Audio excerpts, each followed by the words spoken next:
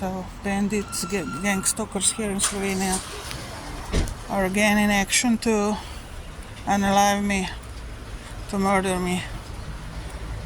They're throwing their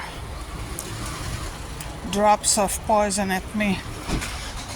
Again, usually there are some guys that are doing this, younger guys, younger men, or let's say fit men, sort of, those who can run if I catch them, because one has done it there in the store right now, 5 minutes ago,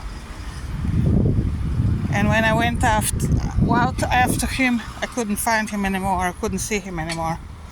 He was already in a car, or I couldn't record him. He was tall, big, athletic guy, younger guy, around 30, 25, 30. That's how they do it,